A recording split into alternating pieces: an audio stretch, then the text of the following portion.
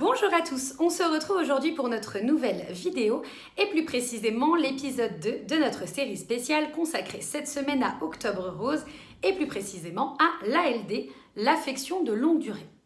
Hier, dans notre premier épisode, nous vous expliquions comment gérer l'annonce par un salarié de son affection de longue durée.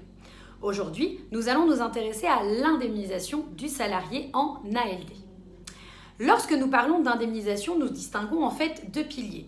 Le premier, ce qu'on appelle la prise en charge des frais médicaux. La seconde, la prise en charge de l'arrêt de travail si l'ALD donne lieu à un arrêt de travail.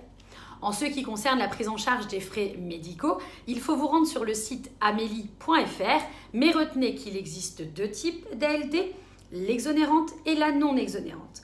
L'exonérante vous permet une prise en charge de 100% de vos frais médicaux. La non exonérante vous permet une prise en charge améliorée des frais médicaux, mais pas à 100%. En ce qui concerne l'arrêt de travail, il faut savoir que lorsque vous êtes en ALD, vous pouvez être indemnisé par la Sécurité sociale pendant un délai de 3 ans.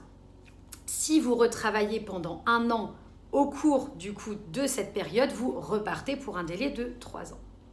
Attention, les indemnités journalières de la Sécurité sociale vous seront versées après le respect d'un délai de carence d'au moins 3 jours. Ces indemnités journalières, qui, rappelons-le, sont versées pendant 3 ans, sont égales à 50% du salaire journalier que vous perceviez avant. En plus de ces indemnités journalières de la Sécurité sociale, vous pouvez bénéficier d'un complément de salaire versé par votre employeur.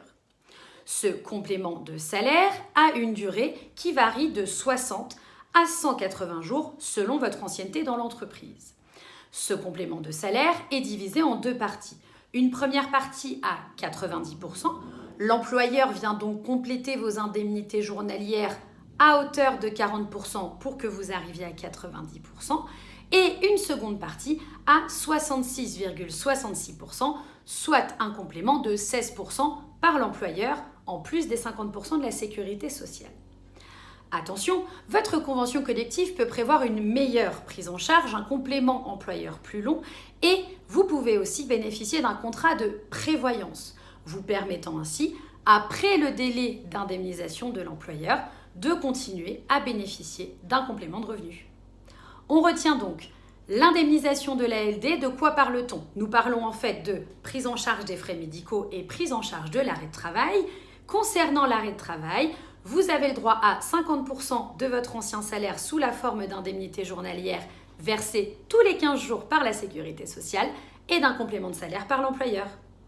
Si ce n'est pas clair pour vous, n'hésitez surtout pas à nous poser vos questions, puisque dans le cadre d'Octobre Rose, nous nous engageons à accompagner gratuitement les salariés et les employeurs qui auraient des questions sur l'ALD et la prise en charge de la maladie dans l'entreprise. Nous nous retrouvons demain pour notre épisode 3 avec les petits tips pour gérer le retour du salarié après une longue absence due à une maladie. J'espère que tout ça est plus clair pour vous et je vous souhaite une excellente journée.